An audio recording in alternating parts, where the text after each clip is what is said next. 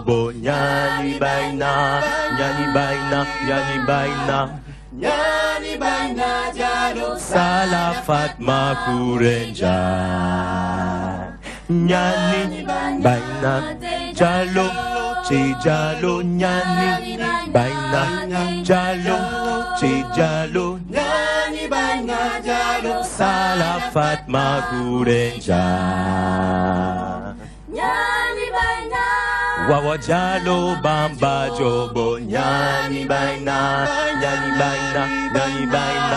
nyani baina jalo Salafat Makurenja.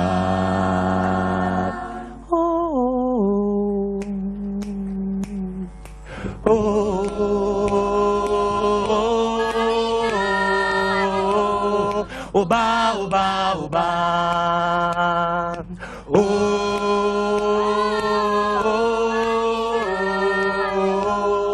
Oba, oba, oba. Kachika tum dum, katachika tum dum, kachika tum dum, katachika tum dum, kachika tum dum, katachika tum dum, kachika tum dum da. Esse samba que é misto de maracatu, e samba de petrovelo, samba de pejotum, mais que nada, o samba como hoje é tão legal, você lá vai querer o que eu cheguei no final.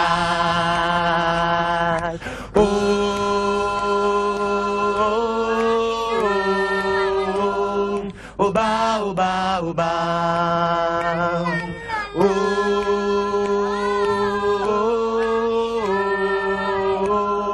Oba, oba, oba.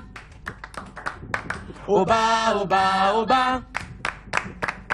Oba, oba, oba. Et voilà, très bien. Bonsoir à toutes et à tous. Sous les applaudissements, bien sûr, de toi-même, tu sais, le grand Afrikio qui prépare l'hymne de la légende, deuxième édition. Et s'il vous plaît, nous vous demandons à Goaetan de nous rejoindre sur ce plateau de toi-même, tu sais. On est vendredi, comme tous les vendredis. Bienvenue dans toi-même, tu sais. Et comme vous le savez, pour le sommaire, vous avez toute la palette de l'actualité de l'Internet présentée par Rema, l'actu buzz. Après, vous aurez Mbaye Sène avec l'actualité sportive qui va aujourd'hui nous parler du basketball, du football et même de la lutte sénégalaise. Après Mbaye Sène, on aura Rougui bien sûr avec sa rubrique Je consomme local. On va parler du soump et de ses bienfaits. Donc Rougui que nous allons recevoir sur ce plateau de toi-même, tu sais. Ouais, xam ngeen ne ki nga xamantene saa su ne moom moo ñuy magale suñu plateau mu di Alaaji Sall Bigué borom leçon du jour. Alaaji Sall Bigué bés bi nag mu di àjjuma ñu ci souhaiter joyeux anniversaire à tous les natifs de ce jour. Santé, bonheur, prospérité, succès et beaucoup d'argent. ñi leen di ñaanal wér ak wér la Alaaji Sall noo def. maa ngi sant bu baax Nicolas di la nuyu di nuyu téléspectateurs yi ñuy seetaan partout dans le monde di nuyu ñi ma bokkal plateau bi yëpp. Gaëtan. Voilà. Vous allez bien? Bien, merci. Ça se prépare? Ça se prépare. La deuxième édition de l'hymne de la légende. En effet, c'est la deuxième édition, pas la première, mais la deuxième. D'accord, d'accord. Très bien. Donc, est-ce que vous pouvez nous expliquer c'est quoi Afrikio? Afrikio, c'est un mouvement panafricain autour du chant choral. En fait, c'est un élan que nous prenons justement pour essayer de vulgariser le chant choral, qui est généralement très stéréotypé église et autres. Et du coup, justement, Afrikio, c'est ce mouvement panafricain. Panafricain, pourquoi? À cause de la multitude, justement, de nationalités. Et nous prenons, justement, le chant choral. Et chant choral, qu'est-ce qui différencie chant choral et le gospel?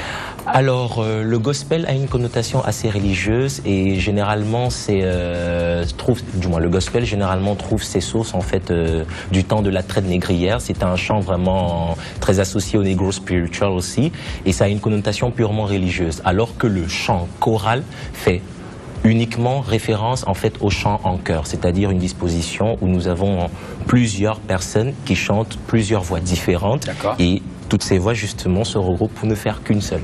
Ça c'est le chant chœur, chant choral, et du moins qu'il faut différencier au gospel purement et simple. Très bien.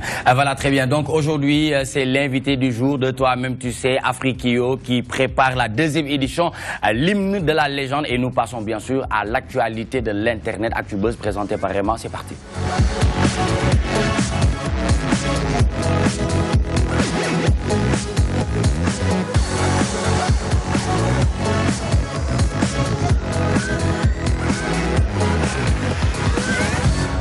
Très bien, et nous démarrons ce soir avec... Avec Sénégo qui revient largement sur l'attentat à Nice. Donc France, un camion fonce sur la foule à Nice, bilan revu à la hausse, 84 morts.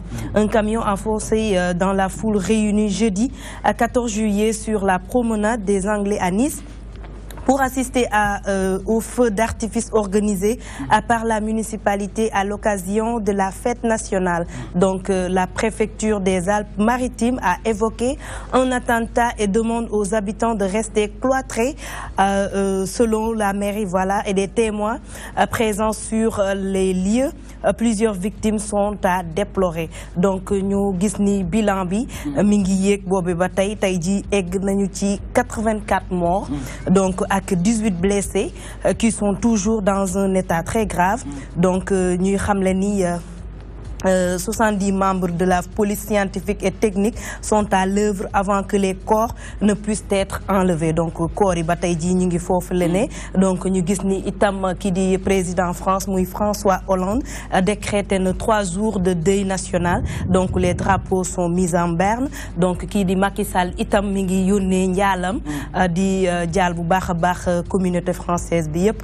Donc loolu mooy li nga xamante ni nii am na. Ñuy dellu si waat itam ci ki nga xamante ni nii moom moo commandité lii di attentat bi. Donc c'est un franco-tunisien âgé de 31 ans. Donc instant et service de renseignement yi identifié gun ko carrément. Loolu daal lañ leen fi mën a gun indil ànd ci ak waa Sénégal. Très bien, et je rappelle que ça s'est passé sur la promenade des Anglais là-bas à Nice. Donc démb ñu doon fêté li nga xamante ne moom moo doon fête indépendance su bu France muy 14 juillet. 84 morts dont 10 enfants, 18 des enfants et des adolescents. Ouais, ñu am ci waa États-Unis am ci 2, waa Suisse am ci benn femme âgée de 54 ans. Donc ñi ngi gën a xam nationalité yi ñi ci bokk et tout. Très bien, Baysen. Un acte à déplorer, un acte à déplorer. di wax ni loo xamante ne bii du luy image du loo xamante ne bii lu rafet la parce que comme tu l'as si bien dit c'est au niveau de la promenade des Anglais. Nice, la Côte d'Azur, très proche de Monaco. Et mais nag soo dee seet c'est une ville la boo xamante ni bii nii bëri na ay ñi nga xamante ni moom mooy des terroristes en France ce qu'on a dit soo dégloo ki nga xamante ni bii moom mooy l'autorité française. Ils ont parlé un moment que ni fuy Nice di Toulouse ce sont des villes yoo xamante ni bii nii qui sont mis sur fichier daal di fichier foofu nga xamante ni bii moom mooy au niveau du ministère de l'Intérieur. D'accord. li ñu ciy jàngat nag mooy 84 morts oui le jeune il a été appréhendé di wax ni c'est un repris de justice. D'accord. C'est un repris de justice. Et les Français nee nañ mënuñoo topp chaque repris de justice pour mun a xool ndax dañ leen di def sous écoute ou bien des si dañ leen di topp. parce que xam nga ku génn kaso rek nga bëgg koo topp loolu mënut a nekk. xalaatuñ ko woon. ci biir camion bi on a trouvé là-bas des armes. des armes lourdes. des armes très lourdes tu vois. li nga xamante ne bii lañ ci mën a jàngat mooy c'est quelque chose boo xamante ne c'est prémédité xaaruñ ko woon. France di fête seen 14 juillet seen fête indépendance lii am fa ni du lu ñu rafetlu soo seetloo li nga xamante ne témoins yi dégg nañ leen ba ci sax les militaires les policiers yi nga xamante ni recruté nañaat leen ci affaire bi pour affaire terroriste dem nañ def perquisition fi nga xamante ne mooy këram et c'est un homme aussi qui battait sa femme. C'est un homme qui battait sa femme. Information yooyu noonu yëpp génn na ci di wax ni la France est toujours en état d'alerte ci loolu nga xamante ne moom moo leen dal parce que xamatuñ fan la. Après l'attentat bi nga xamante ne moo amoon au mois de novembre cette fois-ci c'est au mois de juillet foofu nga xamante ne moom mooy Nice et ràññeewuñ leen woon ci genre affaire yooyu parce que c'est très calme. C'est un lieu très paisible bañ na ko ba sax les gens ils partent très souvent en vacances moo xam muy Nice ko wax naa ko la Côte d'Azur Monaco au niveau du Rocher. du loo xamante ne bi daal ci njàngal en somme rafetlu nañ ko. Très bien, donc 14 juillet 1789, on se souvient bien sûr parce que France, comme nous pour coloniser comme ni ñu koy fàttalikuwee donc mu nekkoon loo xamante ne moom la ñu doon symboliser ndax boo gisee li nga xamante ne moom mooy France à chaque fois dañuy dem ci li nga xamante ne moom mooy liberté fraternité ak égalité et c'est vrai depuis Charlie Hebdo ça s'est passé à nouveau Saint-Denis Bataclan Stade de France et hier on a assisté c'est vraiment déplorable. Effectivement, si je dois me prononcer dessus, je n'aurais vraiment pas de mots parce que sur le plan humain, on ne comprend pas en fait réellement déjà quelles sont leurs motivations, pourquoi est-ce qu'ils agissent ainsi, quel est vraiment l'objectif recherché, quel est le message qu'ils veulent passer. On est vraiment désemparés et ça ne fait que s'enchaîner, comme vous le dites, avec toutes ces dates, Bassam et autres, c'est vraiment très déplorable, quoi. Je n'ai vraiment pas grand-chose à dire si ce n'est vraiment d'être attristé par ce qui se passe. li nga xamante ne teewee nañ ko démb ci loolu foofu ca France ci bi nga xamante ne ñoom ñoo ngi doon feetu seen li nga xamante ne moom mën nañ ko tuddee seen fête nationale mu di 14 juillet bi nga xamante ne 1789 ba tey saa su ne bu Amérique dañ koy feete waaye démb nag am nañ ci loo xamante ne naqar la naqar bu àddina yëpp di naqarlu ndax 84 morts camion boo xamante ne à 2 kilomètres mu ngi daw di jub si dëggat ay nit ci biir fule boobu noonu nit ñi nañu tiit seen biir ba gaañante ba ñu am ci 84 morts mu am ci tamit ay xale ak ay adolescents dañ jàngat nga ci am. waaw mu doon lu metti nag loo xam ni kenn rafetlu ko parce que ku ne France ni Sénégal. mu naan te say français bu ñu jotee seen bopp tey jii Sénégal joué na ci rôle bu am solo.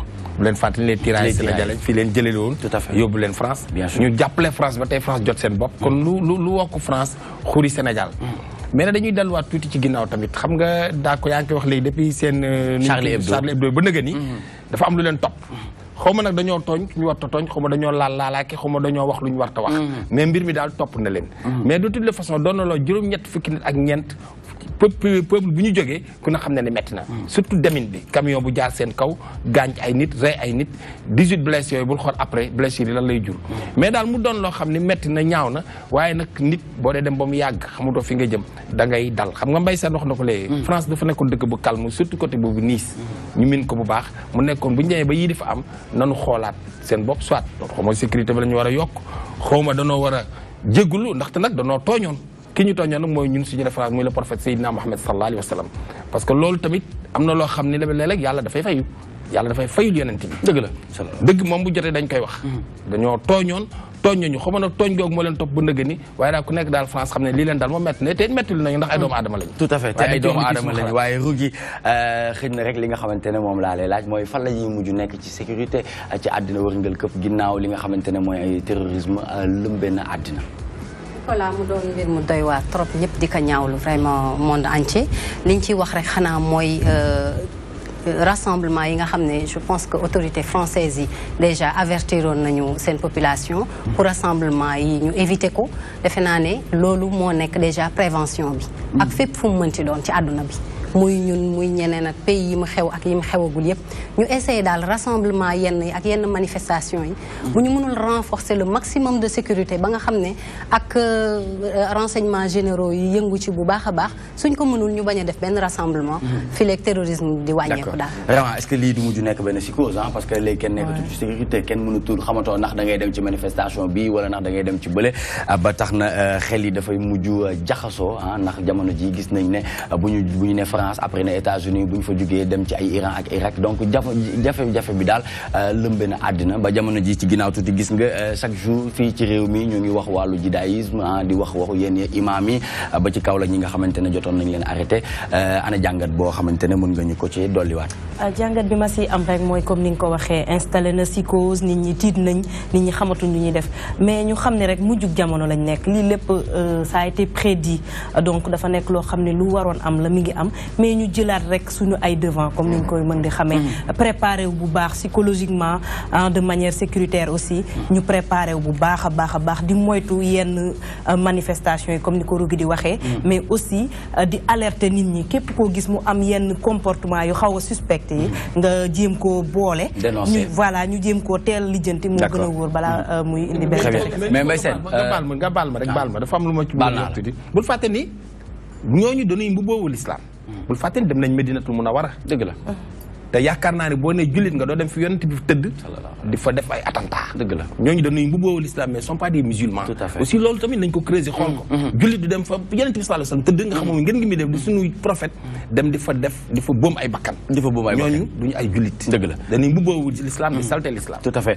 Mbaye Sène ñu ngi ciy jàngat tamit ne li nga xamante ne mooy sécurité bi yu mel nii bu amee ci réew da ngay gis ne dañ ciy jël matukaay yu wóor yu mucc ayib dem boo seetaanee ci information yi nga xamante ne jot nañ ko am ci guddi gi da ngay gis ne fépp lépp lu doon matukaay rek ñoom jëloon nañ ko ñoom France parce que xam nga ne ku ne France rek wax wàllu sécurité waaye camion buy daw 2 kilomètres 2 kilomètres ba yegg si ci biir maanaam loolu tamit jéggi na dayoo de doy na waar de. non du luñ foog il paraît même que si sax ni il a été loué à un vieux boo xamante ne bii nii il est au niveau de l'affaire agriculture waaw ci yooyu lay def quoi affaire vignoble yooyu ci yooyu la nekk foofu lañ loué li nga xamante ne mooy camion bi beneen jàngat aussi bi nga xamante ne mën nañ ko ci def mooy xam nga la France un moment donné dafay def noonu état d'alerte un moment mais léegi dañ ko doon arrêté dañ doon arrêté état d'alerte dañ doon wax nit ñi que ni bon maintenant le pays est sécurisé am nañ yenn xalaat yi war nañ mën a def yenn mais maintenant euro bi lañ doon xaar mu jeex pour mën a lever loolu parce que le 26 la ko waroon lever le 26 euro bi jeex et maintenant daxaat nañ ci yeneen 3 mois parce que en fait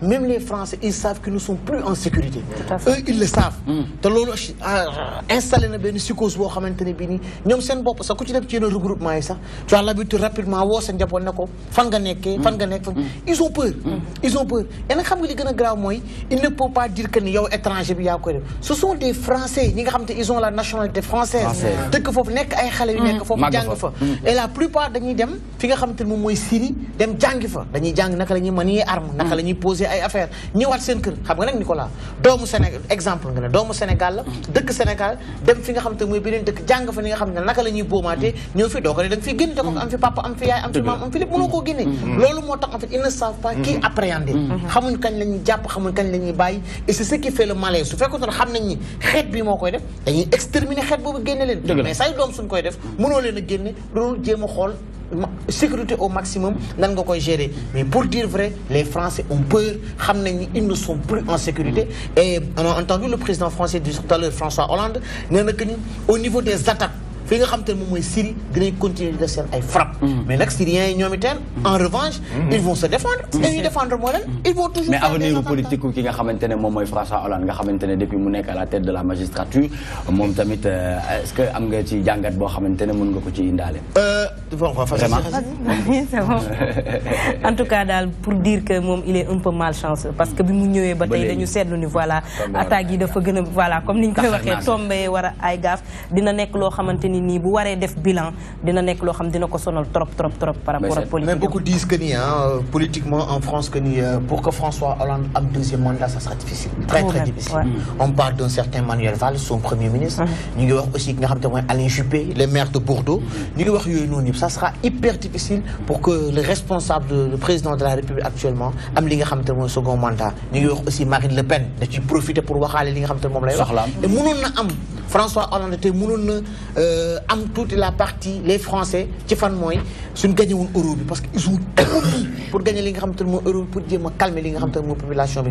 Malheureusement pour François Hollande ça ne s'est pas passé comme ça ki nga xamante ne bi aussi moom mooy Marine Le Pen français commencé nañ di ko déglu léegi les prochaines élections françaises Nicolas di nga gis li nga xamante ne mooy le Front National dinañ am benn électorat bu am doole. c'est sûr dinañ am électorat bu am doole loolu nga xamante ne moom mooy xibaar yi nga xamante ne jëlee nañ ko démb foofu ca fi nga xamante ne moom la ñuy wax promenade des Anglais mu nekk foofu ca Nice donc 84 morts c'est vraiment déplorable souhaité wuñu ko ci benn réew rawati ci dolli réew mi nga xamante ne moom mooy France colonisé Sénégal en 1960 bu ñu fa jógee ci li nga xamante ne moom moo doon première partie Actu Buzz nga xam dañ ci ànd ak vraiment du sos du créé waaye lu mu yëg mu siiw dañuy jàll léegi nii waxtaan ak ki nga xamante ne moom mooy suñu ganu bés bi ci wàllu li nga xamante ne moom mooy Afrikio ñuy préparer seen deuxième édition ñu koy def fi nga xamante ne moom mooy Théâtre National Daniel Sorano donc ce sera le 17 juillet 2016 l'heure est fixée à 19h donc pourquoi le choix de ce nom Afrikio? Alors, comme je vous l'ai dit précédemment, bon déjà Afrikio c'est vraiment un mouvement et Afrique c'est par rapport à l'Afrique et Io en fait c'est le cri. Pourquoi ce nom? C'est parce qu'au travers de ce nom... Sur quelle langue, Iyo? Non, Iyo c'est juste un cri, c'est une onomatopée purement africaine. Iyo, c'est une sorte justement de cri pour appeler en fait l'Afrique à se réunir. Parce que franchement, quand on observe un peu le monde d'aujourd'hui, par rapport à certaines personnes qui sont solidaires et autres, c'est vraiment assez déplorable d'observer comment l'Afrique ne peut pas faire preuve de solidarité et de soutien mutuel dans certaines situations. Donc nous, avec notre maigre contribution qu'est le chant, nous souhaitons justement, par ce mouvement, rallier l'Afrique de sorte à ce que nous soyons unis. D'accord. Vous vous produisez où? Nous nous produirons au théâtre Daniel Sorano. Ce sera le 17 juillet. Quelles sont vos références? Alors, nous, on fonctionne un peu comme une école, c'est-à-dire on a notre rentrée et généralement, nous donnons 2 rendez-vous au cours de l'année qui sont le spectacle de fin de saison. Généralement, ça a des colorations de Noël, vu que c'est la fin d'année. Et nous avons notre deuxième spectacle, qui est le spectacle de fin d'année pour le premier et fin de saison pour le deuxième, en l'occurrence Afrikio. Sinon, parallèlement, nous sommes un groupe, nous sommes conviés à faire part de notre talent, éventuellement à se représenter à plusieurs endroits. Les dates dernières que nous avons eu à faire, nous avons eu à participer à Frivac, qui s'est tenu au King Fahd Palace. Nous étions aussi présents sur le Next Forum Einstein, qui s'est passé aussi il n'y a pas très longtemps. Et généralement, c'est un peu dans ce genre d'univers que nous évoluons.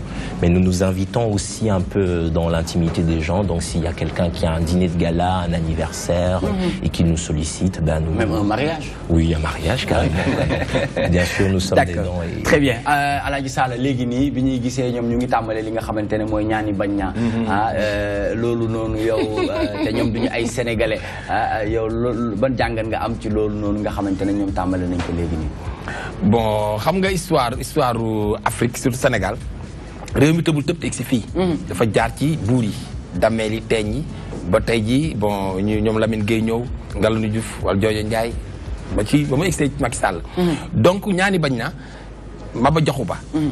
ku ne xam ne histoire moo nekkoon marabu bi nga xam ne moom moo woote woon jihaad en 1886.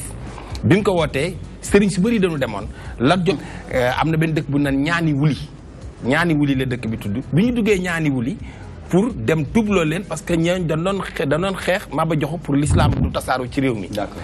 Lat Joor bi mu duggee ci dëkk yooyu dëkk bu mu romb dafay dugg rey seen buur taal dëkk ba ñi mu jàpp leen yóbbu leen pour ñu tuubi bu may see ci ñaani wuli nag ay bu xaaba yi tawal ay yamb yi nag ñoo doon naaw yu dugg ci paxi bakkanu fas yi di leen matt di matt aussi soldat si ba ñu bëri daanu ci géwélam Samba Kumba Kalaadu Jum benn gawlo Lat Joor moo génn xalamam ni ko ñaani bañ na mooy ñaani bañ na ab instrument El Hadji Mën Jaay Samb woy loolu moo waral ñaani bañ na mooy ñaani wuli benn dëkk la boo xam ne Lat Joor dafa dem pour tubloo séeréer sa fa nekk pour ñu dugg ci l'islam ndax boobu Maba Jaxu Ba moo woote woon jihaad en 1886 moo tax ñoom bi ñu ko woyee léegi man histoire Afrique daal dafa riche rawatina Sénégal parce que loolu moo waral ñaani bañ na. Mais qu'est-ce qui vous a poussé à chanter cette chanson qui est une chanson historique ici au Sénégal?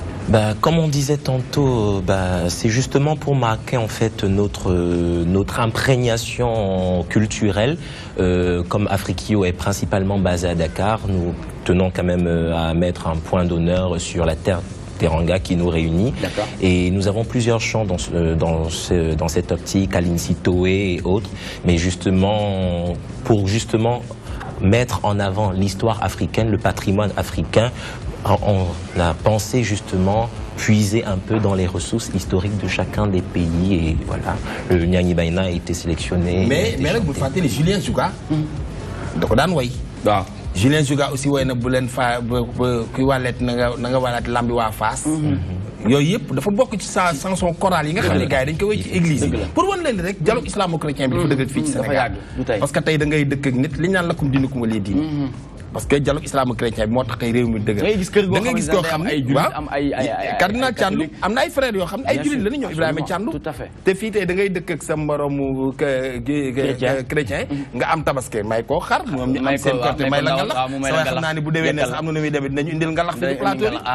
Ce qui est drôle, c'est qu'effectivement nous avons ces chants dans notre répertoire, voilà des pièces célèbres de Julien Jouga.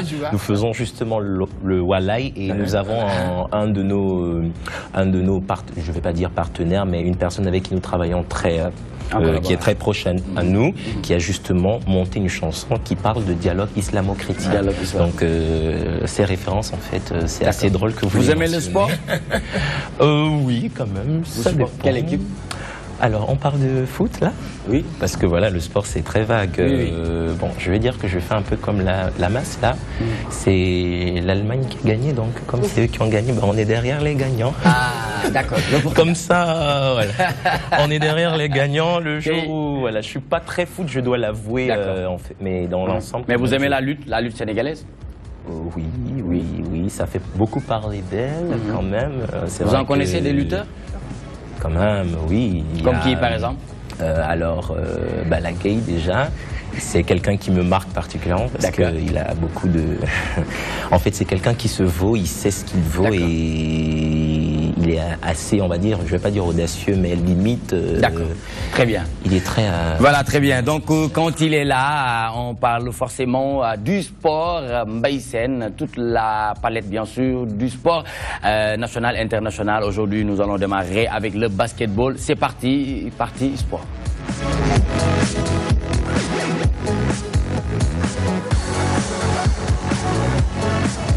Des Lions est tombé pour les Jeux Olympiques, les 14 Lions avec Moustapha Gueye.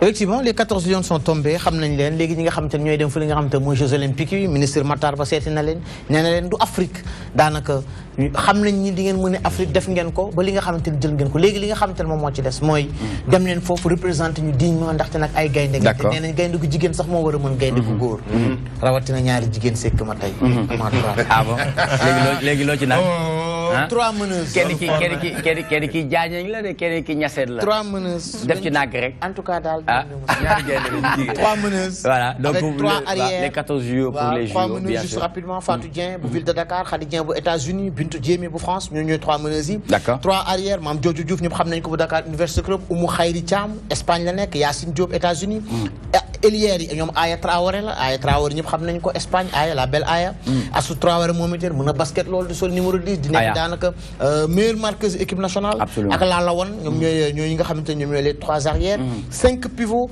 Mame Marie si nekk France Oumou Kalsoum Traoré Marie Sadio Béatrice Poche bu nekk France ki nga xamante ne mooy Aïda Fall bu France ak Maymouna Diarra bu Angola ñooñu ñooy les 14 Lions sélectionnés pour les Jeux Olympiques de Rio de Janeiro. Classement FIFA, l'Argentine qui garde toujours la tête, mais le Portugal 6e. Portugal, récent vainqueur de la Coupe d'Europe des Nations, gagne 2 places. Les Portugais de Cristiano Ronaldo sont 6e. L'Argentine, bien qu'ils ont perdu la finale de la Copa América, reste toujours la première nation de foot au monde. Dans la France, moom itamit nekk na li nga xamante ne moom mooy 7e parce qu'ils ont réalisé une très bonne Coupe d'Europe en étant le Brésil un peu derrière. Le Brésil un peu décroché ay ñoom Belgique nga ciy gis bien que yegguñu fa sori ay ñoom Allemagne mi gagné coupe du monde bi loolu mooy li nga xamante ne moom mooy classement bi voilà mu ngi nii la Colombie est le 4e Brésil 5e te d'habitude Brésil moo doon tàmm di jël li nga xamante ne moom mooy la première place les Anglais sont là les Espagnols am na chamboulement depuis li nga xamante ne moom mooy coupe d'Europe bi moom jeex et pour les transferts Kluivert nouveau directeur sportif du Paris Saint-Germain. Effectivement Patrick Kluivert si je l'ai dit les gens vont me rappeler 1995 c'était la grande finale face au Milan AC le Milan une année avant qui a remporté la Ligue des Champions. Il avait quel âge? Patrick Kluivert, il était très jeune, 17 ans. 19 ans. Il y a beaucoup d'équipes avec le Nigérien Nwanko Kanu. À droite, il y avait un certain Georges Fini, futur joueur du Betis CV avec les maillots verts et blancs. Patrick Kluivert, Dougalko, qui m'a dit Dougalko, qui a dit Louis Van Gaal, mon entraîneur à Ajax Amsterdam, d'ailleurs avec Milan. Bobo Milan a gagné en 1994 le grand football club de Barcelone, 4-0. Nous Barça Magba, le Cruyff, nous avons 95. Nous Milan en ce moment est favori. D'ailleurs, Ajax d'Amsterdam, Patrick Kluivert, juste revenir sur son histoire. Ce jeune néerlandais, futur joueur du football club de Barcelone, il a fait les beaux jours du Milan AC, il est le nouveau directeur technique du Paris Saint-Germain, celui qui avait marqué ce beau but face au Milan AC, cette équipe de Jari Litmanen, des frères de Bourg, Ronald et Frank, des joueurs comme Shelton, Blind, Edwin van der Sar, cette très belle génération. Et il y a aussi d'autres transferts en Europe? Oui, il y a d'autres transferts. On a dit que Marseille, Basile Boli qui a le but final en 1993 face au Milan. But de la tête. Il n'y aura pas de preuve parce qu'on va perdre le final en 1991 face à l'Étoile Rouge de Belgrade, la main de Vata.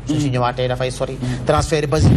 ci boppam nee na D'accord. ki nga xamante ni bii moom mooy Idrissa Gana Gueye mun na am mu ñëw fi nga xamante ne mooy Olympique de Marseille Bafétimbi Gomis pareil des joueurs yi nga xamante ne moom mooy Mauro Icardi da ko doon annoncé fi nga xamante ne mooy Juventus de Turin mun na am mu des fi nga xamante ne mooy Inter de Milan mais daf koy yokkal li nga xamante ne moom mooy salaire am et y a d'autres transferts loolu incha allah dinañ ko wax ci émission bi nga xamante ne mooy Foot Focus quand le temps nous le permettra. Coupe du Sénégal football toujours. Juste revenir rek wax ni la date bien que y a eu quelques propos yi nga xamante ne wax nañ ko ci que ni waa ñaari tali suñu sañoon ñu jouer Coupe du Sénégal bi Demba Diop ndaxte foofu moo leen gën a jege ñëpp foofu lañ yaakaaroon stade Léopold Sédar Senghor. Pourquoi cette incertitude? dafa sori mais maintenant c'est bon hein. C'est bon maintenant. C'est bon, les incertitudes sont levées depuis très longtemps ñi ñi ci nekkoon doon def ay show rek. D'accord. Mais ça a été une date qui a été prise par la Fédération sénégalaise de football.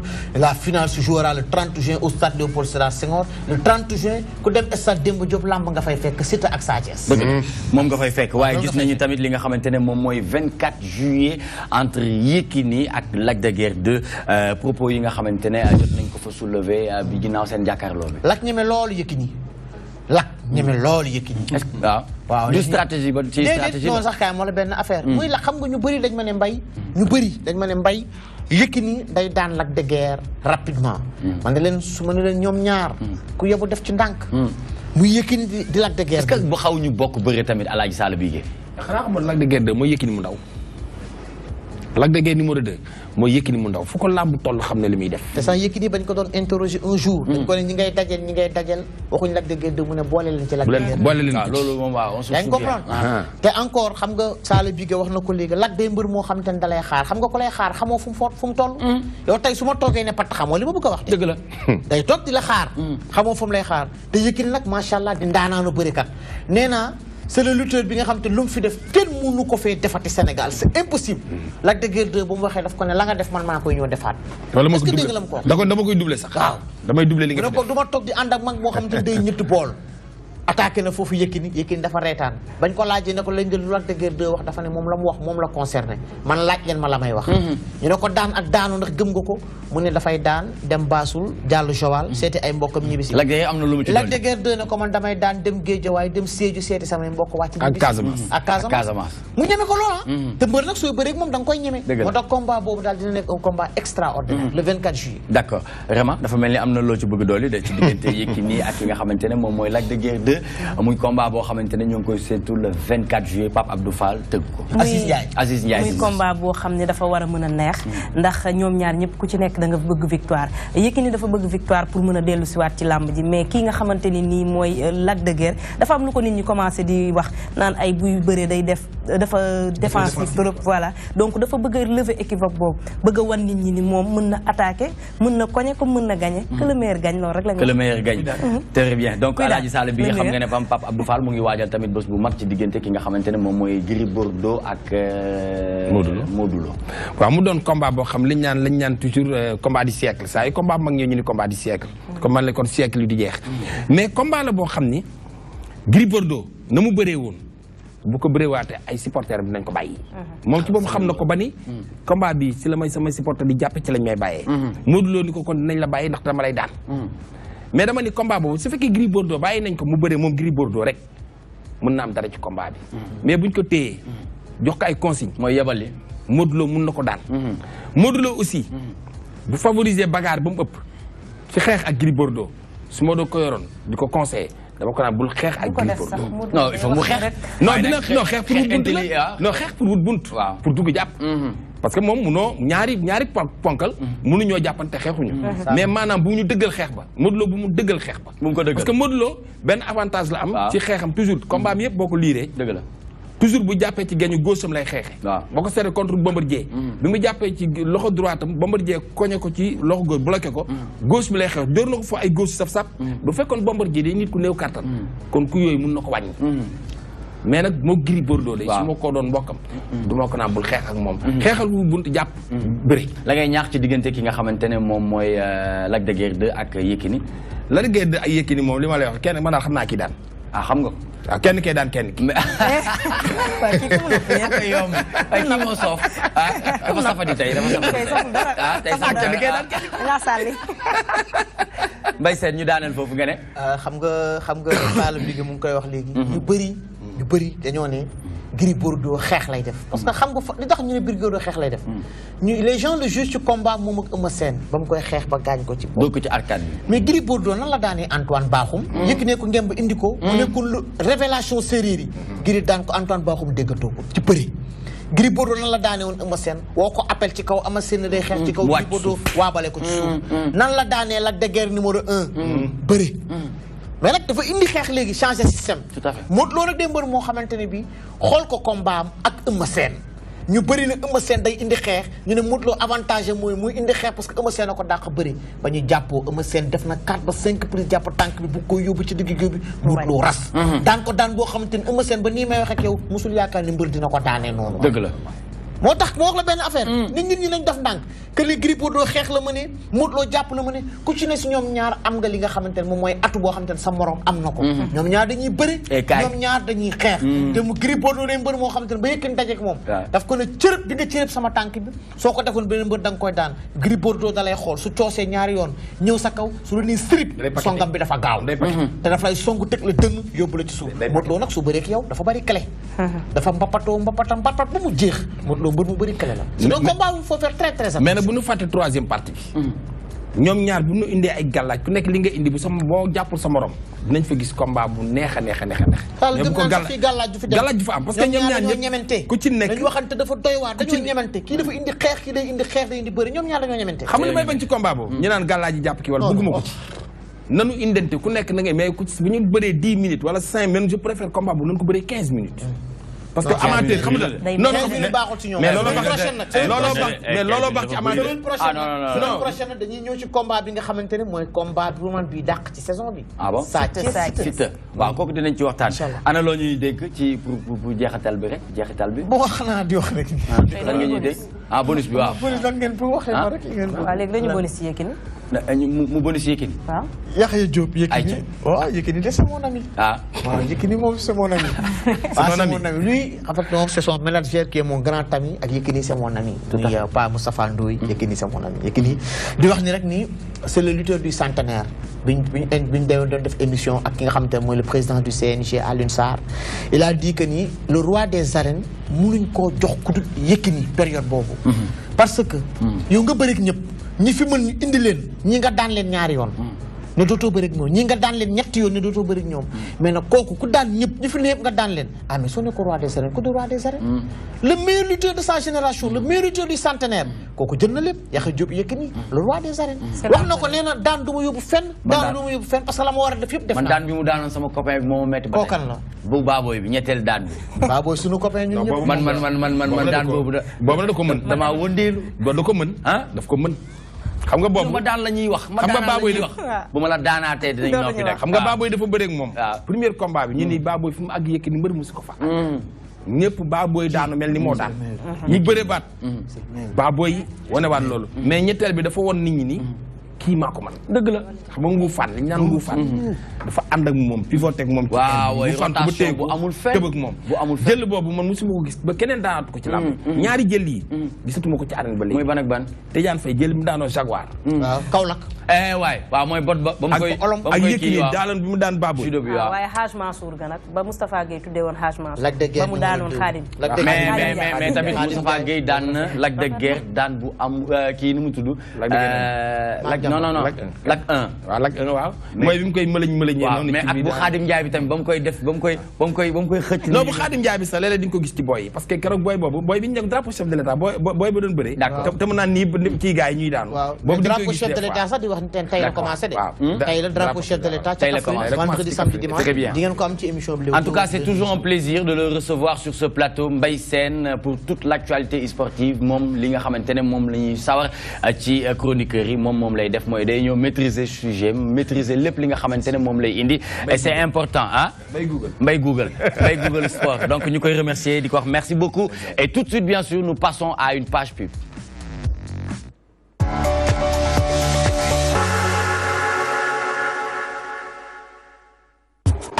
Fondé en 2011 au cœur du quartier du Point E de Dakar, le concept de l'Institut de beauté Caresse a été pensé pour s'adapter au rythme d'une clientèle urbaine et pressée. Écrin de calme et de bien-être, vous y serez agréablement reçus pour une escale beauté du lundi au dimanche sans exception. La frénésie de la vie citadine s'y estompe, tout est conçu.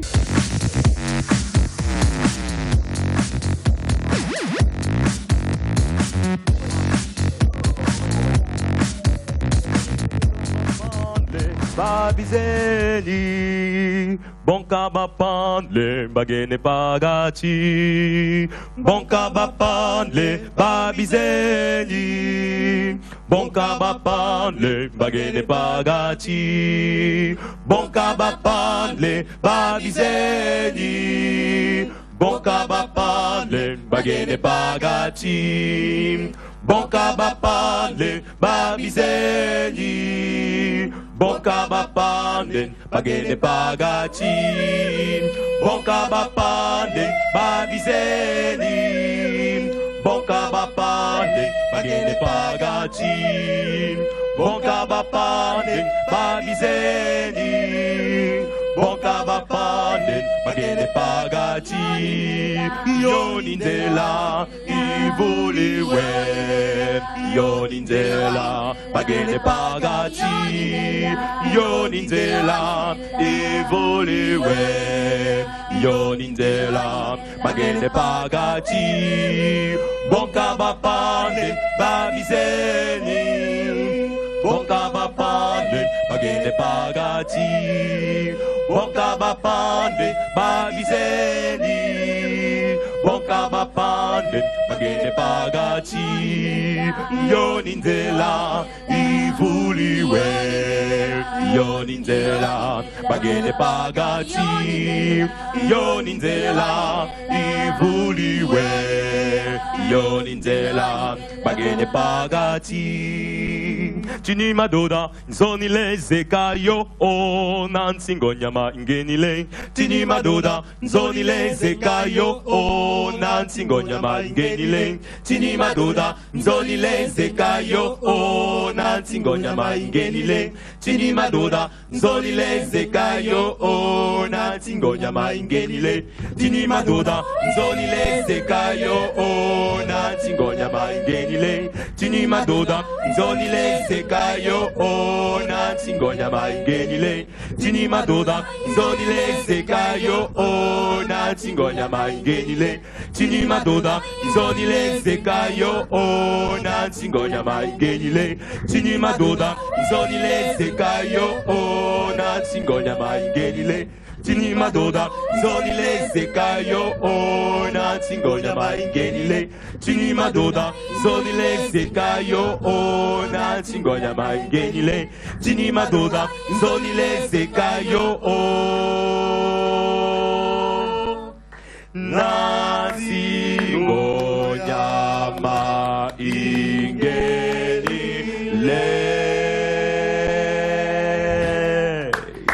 Afrikio, toujours dans Toi-même tu sais sur les antennes de la DTV et merci de votre fidélité d'avoir choisi Toi-même tu sais foo munti nekk ñu ngi leen di sargal di leen delloo njukkal bu baax muy Gaëtan mi nga xamante ne tey moom moo ànd ak waa Afrikio di def lu am solo waaye ñuy waajal seen deuxième édition li nga xamante ne moom mooy l'hymne de la légende ñu koy def foofu ca Théâtre National Daniel Sorano bu leen ko kenn nettali ce sera le 17 juillet 2016 bu ñu fa jógee nag ñu dem ci li nga xamante ne c'est la deuxième partie de l'actu buzz ginnaaw du sos du créé waaye lu mu yëg mu siiw muy xaritu Mbaye Sène borom Actu Sport.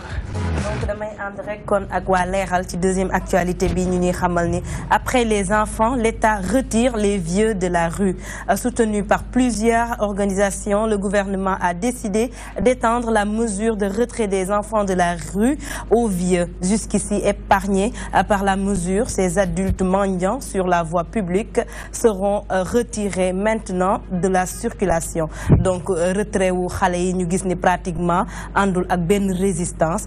L'unanimité de cette décision donc historique permet au gouvernement de nettoyer Dakar de ses déchets. Du samay wax Ousmane Sembène moo ko daan wax ñu reprendre ko. Donc le ministre de l'Intérieur et de la Sécurité a annoncé l'extension de la mesure aux personnes âgées qui peuplent les rues de Dakar pour récolter de l'aumône. Donc, il en va de même pour les personnes âgées. Donc, mingi ko xamalé koku di Abdoulaye Daouda Diallo ci ki bi nga xamanteni ni rencontre bi nga xamanteni ni premier ministre bi accordé won nako Fédération nationale des maîtres coraniques ñi nga xamanteni ni approuvé nañ bu baaxa baax mesure retrait des enfants bobu ci mbedd yi. Donc, ñu xamlé ni tay l'État du Sénégal a le pouvoir d'achever sa politique de nettoiement des rues qui donne à Dakar l'image d'une capitale assiégée par des mendiants. Donc, bés ki ni tay paa yi màgget ñi nga xamanteni ni ñi ci mbedd yi di ñaan ay sarax donc dañ leen di jëlé ci mbedd yi bu baaxa baax. D'accord, c'est en tout cas mu nekk loo xamante ne ñu ngi ko jëlee leeral.net réew nag boo ci nekkee boo defar day mel ni da ngay yàq ba tax na ginnaaw ñu waxoon ci wàllu taalibe yi waaye léegi dem nañ ci ñi nga xamante ne ñoom ñooy muskalaf yi mooy mag yi nga xamante ne dañ leen di fekk ci bopp koñ bu ne ci Carrefour bu ne Alaaji Sall Bigué gis nga li nga xamante ne moom ndogal boobu la njiitu réew mi jël. muy dogal boo xam ne képp kuy citoyen da nga ci war a ànd. Nicolas nee naa la réew dafa am loxo da koy yàq parce que nga ndaw lu nangu la liggéey. contesté mu ne grand même ñaar fukk dama war a kii nii. ndaw yi meloon dañuy yàq réew. ak ñi nga xamante ne dañ lay dogaale dinaan la dama ñëwoon seet sama benn nijaay wala sama benn bàjjen. 90% ñooñu ay jeunes lañ. ma ñëw waaw 90% ay jeunes lañ. 90% bi lañ lay wax dara amu ci. dañu bëgg lu yomb. ndaw day nangoo liggéey. man am na ñett ñoo xam ne du ma leen sarax de. benn xale bu góor bu toll ci liggéey di yalwaan du ma la sarax. ñaar jeeg mu ndaw ju toll toog ci kër. ma xool la ngay leeral sa kanam. di xeesal. te waroon mën a dem fóot. du ma la sarax. màgget mu dem ba xubidaas. du ma la sarax ne ma lu tax. lu tax yàlla den dénk ma sag ndaw ma téye la sag mag. mag moo gis mu dem ba màgget di torox ba muy ndaw liggéeyul dara suñu borom yàlla soxorul. yàlla doo ko ndawal. dañ la dénk ma sag ndaw ma téye la sag mag loolu la yàlla même bu la joxul doom dina la yónnee doom joo xam dina la yor. ma leen nettali benn anecdote bu neex. suñu benn grand. dafa am benn maire boo xam dafa daan yor kayitu ordonnance. poche anecdote yi fan la nekk. fépp kii moom la nekk ma comp ci. mu ñëw ni grand bi mu ñëw ni maire bi ñëw sama doom dafa feebar mi ngi ci hôpital bi fii damaa bëgg ordonnance bi grand bi jox ko.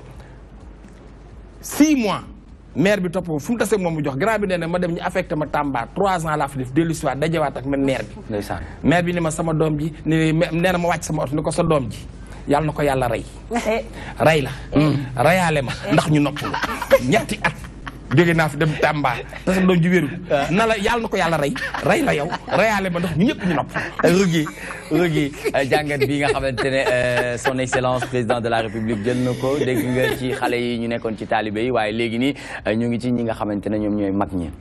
waaw dama koy rafetlu nag franchement comme lu tonton Sall Bigué wax rek dénk ma sa ndaw ma téyel la sa mag dafa nekk loo xam ne vraiment dafa jaar yoon parce que Dakar quand même ni mu mujj mel étranger yi déjà duñ ne sax sénégalais yi ñoo ci bëri étranger yi ñoo ci ëpp jóge réew bu nekk nag yenn saa yi duñ la làkk sax olof nga xam ne ñi vraiment lu yomb la ñu bëgg parce que dañuy jóge seen réew xëy na liñ fii war a am amuñu ko foofu ñu ñëw fii di tàllal loxo te franchement day dem ba nekk agression dafa métti waaw d'accord c'est vrai que nii kenn rafetluwul loolu mais d'une part aussi il faut voir que ni dëkk bi metti na Nicolas xam nga kuy ñëw taxaw di la yalwaan di la sarax kooku bëggul loolu kuy ñëw di la ñaan kooku bëggul loolu c'est vrai que ni kenn nanguwul paay ni ñu nekkee di ñaan ak maire yi mais il faudra aussi que ni sooy teree dara nga boole ci ay mesures d'accompagnement il faut vraiment des mesures d'accompagnement par rapport à des choses yi nga xamante ne bi moom la ñu wax xale yi d'accord nee nañ di leen jox ci daara yi lu ñu wax la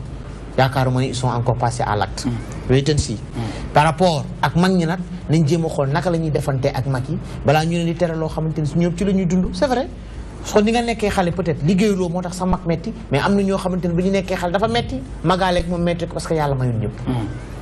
Une décision venant du président de la République, retrait des vieux qui font de la mendicité dans la rue. Quelle lecture avez-vous sur ça? Déjà, je dirais que c'est une politique qui était attendue par de nombreuses personnes et on ne peut que souhaiter en fait que cette initiative va au bout. pour rebondir éventuellement sur ce qu'il vient de dire, il ne suffit pas tout simplement de les évacuer. Il faudrait vraiment qu'il y ait une sérieuse politique d'accompagnement derrière, parce que c'est vrai que dans cette population, en fait, il y a certaines personnes qui sont là par choix, surtout aussi avec les textes coraniques qui un tout petit peu donnent un peu raison à la mendicité, mais il y a d'autres et énormément d'enfants surtout et certaines personnes qui sont là qui ne sont pas là par choix et qui souhaiteraient bien justement pouvoir faire autre chose. Donc je pense que l'État se fait bien de se pencher sur la question, et comme politique d'accompagnement, il faudrait vraiment essayer de voir quels sont les autres domaines exploitables sur le plan professionnel. Il y a l'agriculture qui est énormément délaissée. Toutes les activités ont tendance à être concentrées à Dakar. Tout le monde se dit que voilà, pour bien vivre, il faut forcément être dans une entreprise et autres, alors qu'il y a de nombreuses manière de gagner sa vie honnêtement, même si ce n'est pas bien sûr pour rouler dans une voiture, mais gagner sa vie, manger à sa faim, avoir ce toit. Il faudrait vraiment que l'État, moi je dirais sincèrement, l'État a les moyens de faire une sorte de mini-formation pour cette personne, de sorte à ce qu'il puisse développer un art artistique. C'est des vieux. Oui, on parle de vieux, on parle pas de jeunes. Oui, mais n'empêche qu'effectivement, il y a le travail de la main au village et autres. Ce sont nos grands-parents justement qui veillent sur nous. Dans les villages, ce sont les papas, ce sont les vieux qui vont au village. C'est eux qui font les récoltes, ce sont les mamans qui truquent. On leur demande pas d'aller dans une activité très soutenue, mais éventuellement, il y a un artisan, du moins il y a un artisanat qui peut être développé, que ce soit au niveau de la broderie, que ce soit au niveau de la confection, mais au moins déjà montrer des petits trucs comme ça. Et je suis sûr que si éventuellement il y a je vois souvent certaines dames faire de la broderie, et il y a des vieux justement qui sont souvent là pour les aider à vendre. Déjà commencer par des choses comme ça, ce serait vraiment bien, ce sera une solution. Parce que voilà, les évacuer c'est une chose, mais ce sont aussi des citoyens qui ont des besoins, qui souffrent.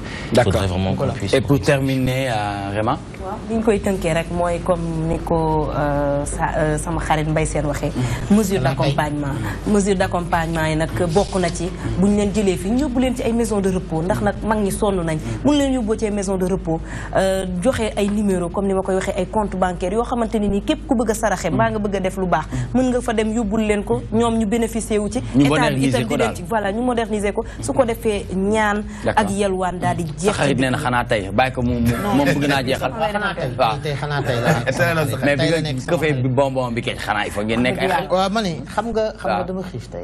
ma ne c'est-à-dire dëkk bi. d'accord yalwaan bi. ñi nga xamante ne bii ñoom ñooy tere affaire yi ñoom ñoo ko dàq saraxe. fii la ñu dëkk xam nañ ñu mu demee. non mais yalwaan gi business la. c'est xam nga sànq bi mu koy wax. xam nga ñaata lañ indi par jour. am na mos naa déglu benn émission boo xamante ne Sud FM ñuy def émission direct gars yi di woote ñuy wax wàllu naka la ñuy def ba arrêté ñi nga xamante ne ñoom ñu ngi yalwaan mais ki doon woote Thiès lay woote. mu ngi wax ne que ne affaire bi gars yi duñ ko bàyyi. parce que tout simplement dafa am ñoo xamante ne dañ ciy am journée ay 7500. ay natt la ñuy def affaire yi 15 millions lay koy récolter par jour fii ci Sénégal. 15 millions de francs CFA. surtout point bi ñu nekk nii dafa am solo. bu dee mag ñi lañ wax mënuñu liggéey. man yaakaar nit ba 18 ans ci góor ba keroog ngay am 90 ans mën nga liggéey. am na suñu papa yoo xam ne ba bi ñuy am 90 ans am nañ seen pàkk ngooñ toog di jaay ngooñ. di jaay këriñ. di jaay këriñ. di def li nga xamante ne am na chaise ak fauteuil ak chaise ak ay pliant yoo xamante ne waaw dañ koy ràbb. gis nga mbay li mu wax léegi. Gaëtan je le rejoins. dafa am solo wax na femmes yi toog di ràbb. di ñooñu kenn gënu leen gën a ñàkk. dëgg la mais dañoo am jom am ngor ñiy fóot demal Colobane. les lingères ñi ngi fóot di soq mais ñooñu kenn gënu leen sonn da nga ciy gis ku feebar da nga ciy gis ku sonn mais mooy li mu doon wax seen démb ngor may vraiment leen mooy ñu tàllal loxo. jooykat yi ñi nga xamante ne c'est les toutes pleureuses bu amee dëj ñoom la ñuy woo ñoom. gis nga loxo bi moom. kañ la ko gis nga loxo bi tàllal Nicolas kii laa bëgg a laaj Gaëtan. mais aussi aussi yalwaan déguisé am na ci réew mi de. yalwaan déguisé. nu mel. dañuy sañse ba rafet. waaw. xeeñ parfum bu neex. nga ne. duñu ay géwél. waaw géwél moom wayaat. waaw. yalwaan dafa am. waaw. ak yalwaan. waaw ak taayaat. ak taayaat. luy taayaat. ok yalwaan mooy ki nga xam ne dafa ñàkk. mooy miskin bokkul ak faqir. amul te gor la yore na njaboot amul lu mu dundee kooku bu ñëwee daf lay yalwaan pour nga may ko mu dundal njabootam kooku lislaam nangu na ko. d'accord ki nga xam ne nag mooy wayaan géwél wala ñeeño wala lawbe am nag li nga xam ne moom la ñu moom te mu nekk suñuy produit ñu koy bayee fii wala nga xam ne Afrique la jóge ak Sénégal dafa am lépp loo xam ne moo ci nekk te ñëpp war koo xam muy lu ñuy kii sump nag buñ ko dee wax Nicolas am na ñoo xamante ne taamuñ ko parce que dañ naan dafa weex waaye nañ leen xamal ne léegi dañ ciy defar forme yu bëri lii mooy naturel bi lii mooy sump naturel bi nga xam ne bii la ñu xolli bii ngay xolli màcc ko déjà hypertendu yi xam nañ ci dara day baisser seen tension di ko réguler li nga xam ne nag c'est des hypotendus ñooñu et c'est pas conseillé ñu di ko utiliser parce que voilà day kii seen day wàccee seen tension donc sump comme ni ñu koy waxee léegi ñu koy wax dattier du désert ci zone désertique yi la bari ndaxte day lutter sax contre la désertification garabam sax en général dafay bëri dëj en général dafa nekk garab boo xamante ne bu ñu régi mënoon a wan rek garabu sump nu muy mel déjà graine bi voilà doom bi moo nekk noonu donc garab bi dafay bari ay dëkk garab bi dafay bari ay dëkk nekk garab boo xamante ne aussi du njool trop ay 2 mètres yooyu lay nekk ay quelque donc voilà ngattaan lay doon léegi doom yi nii lay mel balaa muy ñor dafay verte bu demee ba ñor nii lay mel donc sump bi ngay gis boo ko lekkee nii njëriñ yi ci nekk bëri na comme nu ma ko waxee dëgg la garab baa ngi nii gis nga ko nu mu mel noonu voilà day xeex bu baax li nga xam ne mooy tension artérielle Nicolas sump dafay lâcher sa biir maanaam day raxas sa biir soo ko dee consommer doo constipé sa biir daf koy raxas li ci biir doo constipé aussi lépp loo xamante ne nii yaa ngi koy lekk muy nekk ay déchets yoo xam ne sa biir lay nekk te bokku ci mën na koo raxas mu génn li nga xam ne mooy sump Nicolas socc bi ñëpp xam nañ ne c'est très prisé dañ koy faral di consommer lu bari moom tamit di ko soccoo dina dëgëral say bëñ dina dëgëral say yax ba pare tamit dina rafetal kii exactement bëñ yi dina ko rafetal te ndox moomu ngay wannaale dina la faj ci sa biir sump ñu am ci format yu bari léegi ñu ciy def confiture pour ñi nga xamante ne mënuñu supporter weexaayu doom bi confiture bi weexul comme ni nga xamante ne noonu la doom bi mel te sump bi sax am na yoo xamante ne weexul donc mën nañ ko consommer léeg-léeg nga sex ci yu sax suukar exactement donc sump bi li ci baax bari na Nicolas parce que dañ ciy def léegi savon dañ ci xoox bi la ñuy jël pressé ko à froid mu nekk huile boo xamante ne huile naturelle lay doon amul benn moo nekk nii voilà huile bi moo nekk nii huile bi moo nekk nii donc mu nekk fii ay promoteurs yoo xam ne ñi ngi yëngu bu baax ci produits locaux ci consommer local dañuy def extraction bi mu nekk ay huile naturelle yoo xam ne mën nañ ko lii vertu yi nag huile bi c'est alimentaire il faut que ñu xam ko ne huile bi mën nañ ko consommer sous forme d'huile comme ni ñuy faral di defee huile rek di ko consommer mën nga ko def ci sa lekk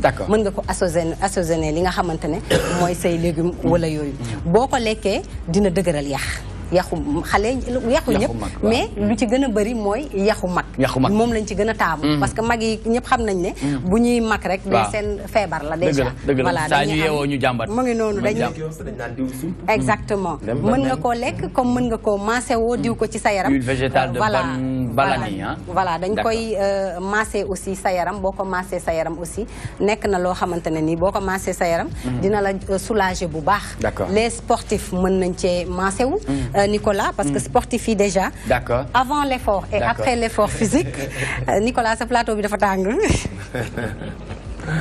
donc avant l'effort et après l'effort physique mën nañu ko utiliser dina leen soulager bu baax a baax a baax très bien li nga xamante ne aussi bëgg naa cee ñëw muy savon bi savon bi aussi Nicolas baax na parce que nekk na savon boo xamante ne nii cosmétiquement dina rafetal sa yaram dina rafetal sa yaram dina la jox li nga xamante ne nii teint velours dina liisal sa yaram te vraiment c'est conseillé déjà dinaa leen jox ci confiture bi ngeen dégusté xam déjà vraiment yaa ngi gis ñu ngi waxtaanee lu amati solo parce que fii toi-même tu sais ça suñuy waxtaan rek dañuy indi ay thèmes yu am solo ba ci li nga xamante ne moom mooy rubrique bu bees bi muy je consomme local tey nag ñuy waxtaanee li nga xamante ne mu ngi jëm ci sump yow moom ku la xool xam ne sa nga ci yow moom yow sump nu mu lay def Kajoor la dëkk moom Kajoor la dëkk benn dëkk ñaari gaar xam na ko bu baax a baax et puis ma siy dolli rek ni lii di sump dafa am ay vertus thérapeutiques parce que bu fekkee da nga amee crise d'épilepsie maanaam da ngay daanu rab bu ñu jëlee yatu sump bi bu daanu ñu caw la ko ah bon da ngay jug du ay caaxaan li ma lay wax nii c'est prouvé. caaxaan kay waxuñu ko. voilà sump donc dafa nekk loo xamante kii laa ko daal làmbali la ko caw bu baax nag ndànk rek ndànk rek waaw voilà dañ ko koy caw ndànk rek. MTC gi rax sëriñ bi. Zeyda ngay waxal nii de. ñu rax maraboutage. Zeyda ngay waxal nii de. Zeyda ngay waxal de ay caaxaan de ah gisoo ko tey daa grand boobu tey. maa ko joxe yaa joxe boobu. waaw képp crise ku am épilepsie muy daanu rab daanaka bu daanoo rek mën nañ jël li nga xamante ne mooy yaru sump bi. kon daal xale yi jékki-jékki ñu naan jinne may mun a dugg ci école ku ci daanu xaw ma ndax bu boobaa crise d'épilepsie xam nga daanu yëpp non daanu yëpp nekk crise d'épilepsie parce que dafa mel ni est-ce que Lamine Gueye amul kii boobu sax amul garab boobu. mbër fëreen la waaw Kennedy am na français ko olof mbër fëreen la. mbër fëreen voilà mooy bi nga xam ne boo daanoo sa gémmiñ gi day fuur nga sa yaram bi contracté wu feebar la yaru sump dañ daan wax sax bu njëkk ba bu fekkee da nga am doom joo xam ne dafa am mbër fëreen nay toog ci taatu garab sump. d'accord xam nga dama daan dellu yaa ngi ci préparation yi mu ne waaw léegi xaaral ñu xool préparation waaw lii noonu lu mu doon. lii mooy confiture de sump bi. confiture bi déjà dalay wan ne rek dafa xiif wax na ko. dalay wan ne rek je consomme local bi. xamal ni koy consommer de. waaw surtout que moom mi ngi may wax ne moom taamuwul sump bi torop mi ngi ma koy wax sax donc dalay wan ne rek. mais dafa mel ni confiture bi gis naa ci ay doñ effectivement parce que sump bi lañ ko defaree. xooxu sump yi la nii. d'accord mën naa ñëw jël. xooxu sump yi la bien sûr. ma ñëw d'accord Nico donc ndànk rek de man dara jotuma. laxatif la day fayu de. waaw non dafa lu muy fayoo.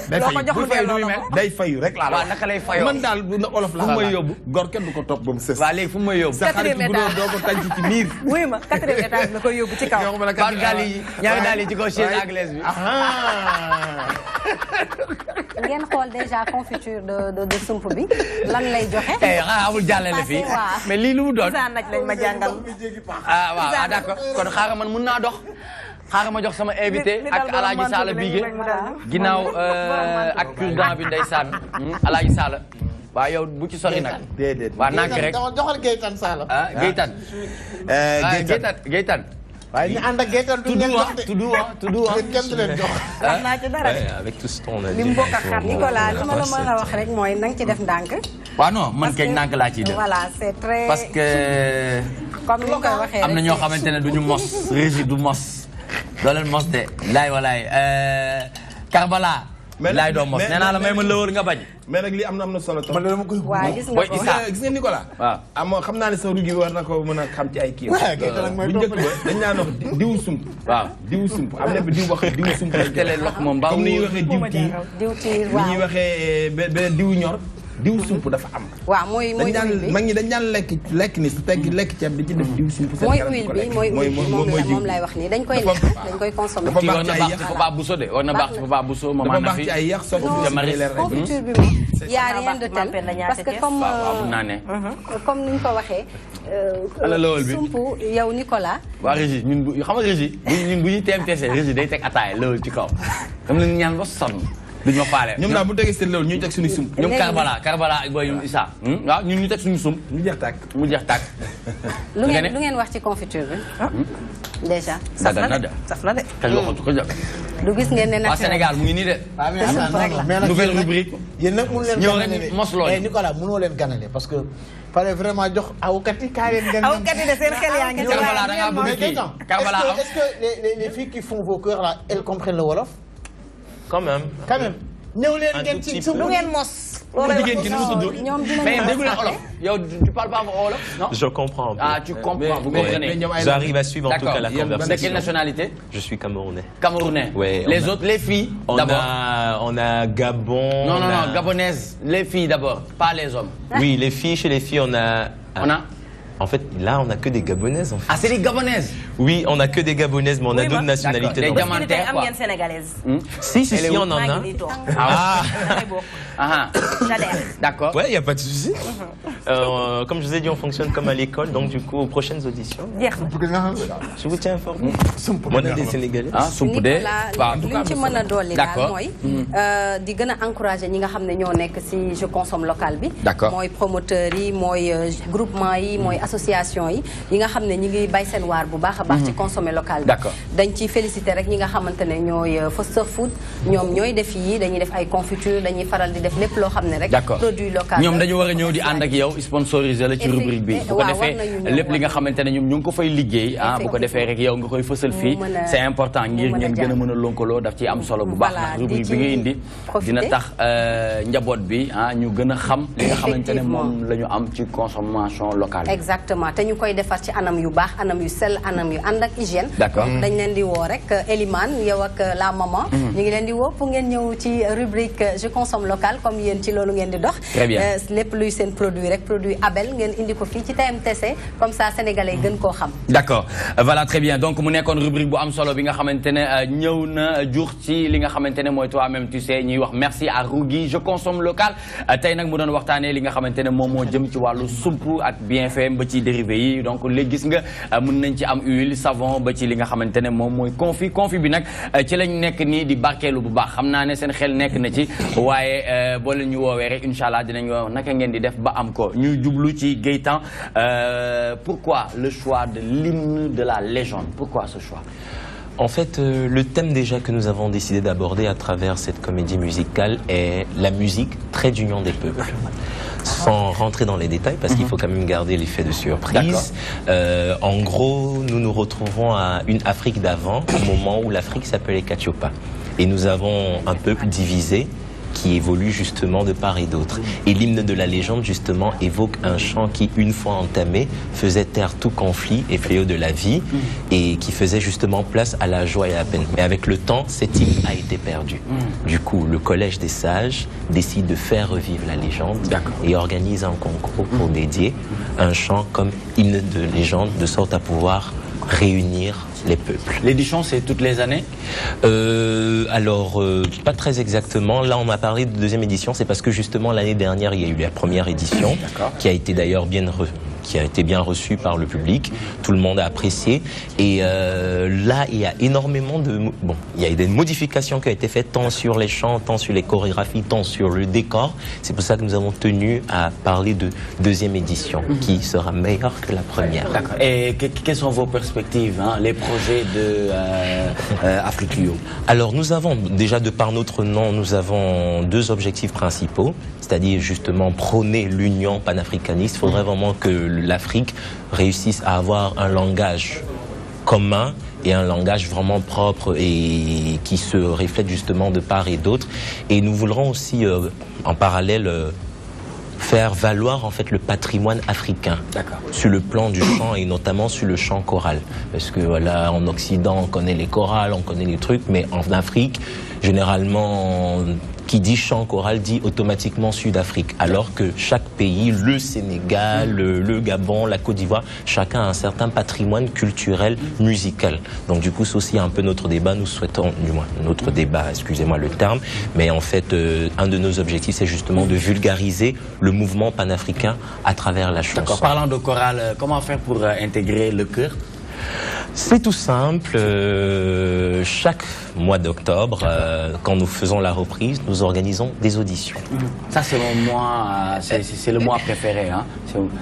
Octobre, c'est mon mois. Donc, il faudrait éventuellement venir. Donc, les auditions, ça se passe tout simplement, en fait, de quoi il s'agit. Il suffit de faire un test, tant sur le plan vocal, tant sur le plan psychologique, pour voir justement si la personne est un peu dans cet esprit de panafricanisme. Et bien sûr, la voix est très nécessaire. Et lorsque la personne, elle a intégré, elle a des 3 mois de probation et puis elle intègre le chœur. Et comme on dit souvent, Afriquio un jour, Afriquio toujours. Lorsqu'on a intégré le chœur, même si on est appelé à être autre part, Afriquio reste une famille. D'accord. Très rapidement, il est 18h50 sur les antennes de la DTV. Et tout à l'heure, xam ngeen ne di ngeen am seen xibaaru mbarax yi ñu ànd ci ki nga xamante ne moom mooy Pape Ousmane Cissé laata muy jël li nga xamante ne mooy xibaaru mbarax yi dañ koy nuyu dalal ko waaye laaj ko tamit li nga xamante ne moom la nar a indi tey Pape Ousmane Cissé nuyu naa la noo def. maa ngi lay fay Nicolas. Baa yaa ngi ci jàmm Pape Ousmane sa cravate rafet na. waaw maa ngi sant bu baax yow it sa maron baax na. Très bien donc tey lan la ñu mën a séntu ci li nga xamante ne moom mooy xibaaru mbarax yi. waaw xibaar yi mën nañ cee jàpp lu aju ci wàllu koom jëwriñ ji ñu ko dénk di Amadou Ba di xamle wala boo ko dëggal croissance bi nga xamante ne Sénégal am na ko ci téeméer boo jël daanaka juróom benni toftal juróom loolee la xamle tey yemook ñaari at ba ñu sampee lii di plan Sénégal émergent daañu ci dikk ak yéen waaye it dina ñëw ci kàddu yi nga xamante ne kii di maître Sidiki Kaba yëkkati na ko mu aju ci magistrat yi wala bokk union bi ëmb magistrat yi doon sàkku njiitum réew mi di président Macky Sall mu fexe jóge ci conseil supérieur de la magistrature mu mel ni moom jëwriñ ji la mu xamle mooy ni constitution bu réewum Sénégal moom may njiitum réew mi mu jiite loolee di conseil supérieur de la magistrature waaye yemu ca dikk na ci lu aju ci wàllu lii di protocole de Rebeuss daañu ci dégg yeneen waaye duñ ca yem daañu dem ci Rufisque xam ngeen ni jamono ji ñu ngi waajal lu aju ci wàllu conseil wala boog conseil interministériel boo xamante ni daañu ko amal fukki fan ak juróom-ñeent ci weeru juillet bi ñu jëm ñooñee di waa Rufisque di ko waajal am ay doléances yu am solo yoo xamante ne fas yéene nañ koo teg ci table kilifa yi mu aju ci wàllu chômage nii di jeunes yi ak it lu aju ci wàllu avancée de la mer waaye it assainissement ca gox boobee daañu ci dikk ak yéen waaye daañu jeexal xibaar yi dikk ak maanaam jafe-jafe ak naqar ak tiis ba am ca réewum France xam ngeen ko ca Nice nga xam te ni ki démb la ñu jàpp ne ay terroristes ñoo ko songu am benn waaye bu am ci lu tollook fanweer ak benn ci ay at dugg ci ab camion jaar ci ab mbooloo fiir ca ñu bëri ba lu tollook juróom-ñeent fukk ak ñeent ci ay doomu aadama ñàkk ci seen bakkan fukk ak juróom-ñett yi am ci ay gaañu-gaañu yu doy waar kii di président bu France jàpp ni loxo terroriste yi da cee lalu daan ci dikk ak yéen kon nag Nicolas loolu gën a fës ci bopp xibaar yi tey ci ngoon gile.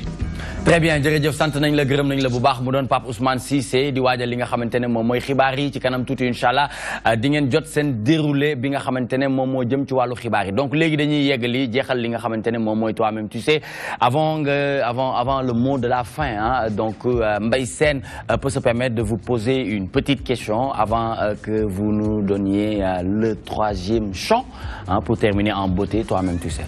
Bon, c'est juste par rapport que vous êtes à Dakar, vous préparez une manifestation au Théâtre National Daniel Sorano. Est-ce que vous avez déjà concocté une chanson sénégalaise, une chanson en Wolof, hormis les chansons de Julien Jouga que vous avez repris tout à l'heure, Sénégal et concert en fait? Pour l'instant, je vais être franc, pas vraiment, parce que en fait, dans notre façon générale de fonctionner, nous revisitons en fait le répertoire sénégalais. L'hymne de la légende, justement, c'est la première initiative purement afriquillo, 100% afriquillo. Toutes les chansons de l'hymne de la légende ont été en fait composées, écrites, créées par afriquillo. Et nous n'avons pas encore réellement pu intégrer des chansons purement sénégalaises parce qu'en fait il s'agit de moi qui ne maîtrise pas encore la langue, mais c'est c'est un souhait très profond et j'espère justement sur les éditions à venir pouvoir intégrer plus de pièces avec des paroles et des sonorités des artistes invités sénégalaises. Non. Nous gérons le truc du début à la fin. Du début à la fin. Du début à la fin comme nous avons l'habitude de faire chaque année en effet. D'accord, donc ce sera le 17 juillet 2016, 19h au Théâtre National Daniel Sorano. Venez nombreux accompagner Afriquillo pour la deuxième édition, l'hymne de la légende. Venez les soutenir, hein, c'est important parce que c'est l'Afrique qui va de l'avant. Et pour le dernier mot?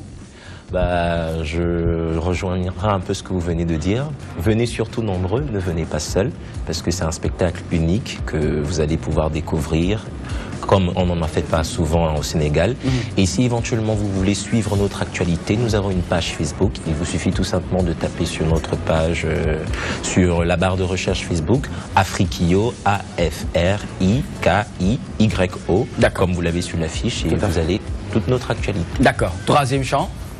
Troisième chant, je dois avouer que nous avions déjà fait nos 3 chants, mais je vais voir avec mes choristes tout de suite. D'accord. En attendant, Sala Bigué Ndiaye jox ñu li nga xamantene mom moy leçon du jour comme niñ koy défé nak légui dañ ci and ak Pape Ousmane Cissé bu ko défé mu yaatal li nga xamantene mom moy xibaar yi Alaaji jox ma leçon du jour bi. Wa leçon du jour bi moy sank liñ doon wax rek Nicolas ku doy la sa nguur di buur.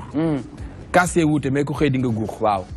Du dëgg ku dee la sungu rek buur nga dëgg la nit li nga ñàkk na ko sa poche mais bu ko sa dignité yeeg ku am yàllaa la jox ku ñàkk yàllaa la xañ mais doye di nit a koy teg boppam dëgg la nit du doye di dëgg la nit da ngay gëm sa bopp nangoo liggéey jaamu yàlla téye la boppam yàlla dañuy dénk ma sag ndaw ma téye la sag ma comme ni ko waxee sax ci biir bi mën nañ laa toggal mën nañ la koo taaj mën nañoo tubbi sax sexal waaye sax meeg wanaas nit a koy defal boppam bonne nuit. Très bien, à la badoole on ne devient pas champion dans